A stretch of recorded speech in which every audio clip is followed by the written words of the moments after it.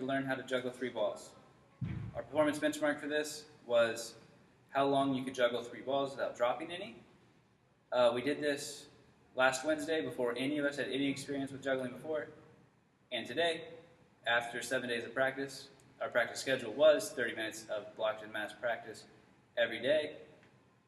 There were different parameters in practice. Rebecca, her practice parameters included starting with 1 ball, moving to 2, and then moving to 3 whenever she was comfortable. I practiced with 2 balls the entire time, and Caesar went with 3 balls.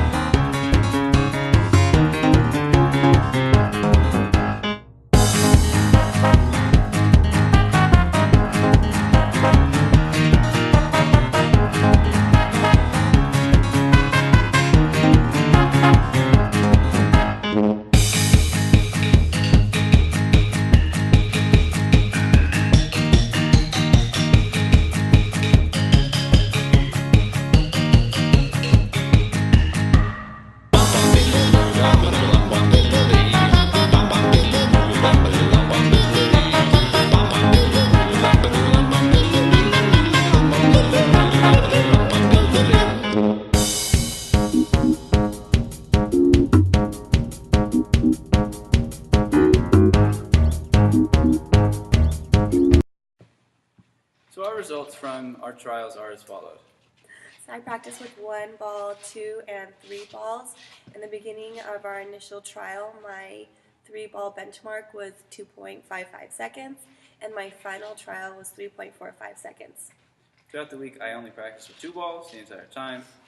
My initial performance benchmark was 2.05 seconds, and my final benchmark was 2.03 seconds. And throughout the week, I only practiced with 3 balls, and my initial benchmark was 4.06 seconds, and my final benchmark was 18.9 seconds. From our experiment, it shows that the transferability of juggling is low. Throughout the week, I practiced with 3 balls, and I had a 366% improvement because I only practiced with 3 balls the entire week. I had a 35% improvement from juggling 1 to 2 to 3 balls, and I think that the transferability between 2 to 3 balls is low too. I was in the middle because I didn't get to practice with 3 balls as much as Caesar did, but I did get a chance to practice from 2 to 3 balls, which did give me a 35% increase. I had a negative 1% performance change over the course of the week, and I think that is largely due to not being able to practice with 3 balls.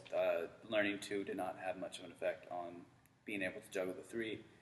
However, the 1% decrease I think is misleading.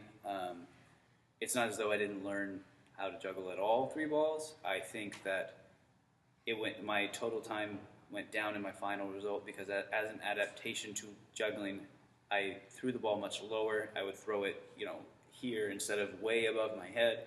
So even though I was able to go through a cycle and catch several of the balls on my final result, and I wasn't able to do that on my initial, it doesn't appear that way when you look at our results. And I think that is simply due to the fact that I would throw the ball really high on my initial, and it would hit the ground later, even though I didn't catch any of them. Considering our 3-ball time trial benchmark seemed to have given me a problem in my results of giving me a negative performance change over the course of the week, it is possible we could have changed our performance benchmark. We could have done a comparison of the amount of balls catched in your first attempt versus your last attempt after the course of the week. That would have definitely been a possible thing we could have done. A problem with that is in my initial trial, I actually did not catch any balls at all, And then my final one, regardless of what the number would have been, it would have appeared as an infinite improvement in percentage over the course of the week, and that's obviously unrealistic and impossible, and would place me above either of the other two participants.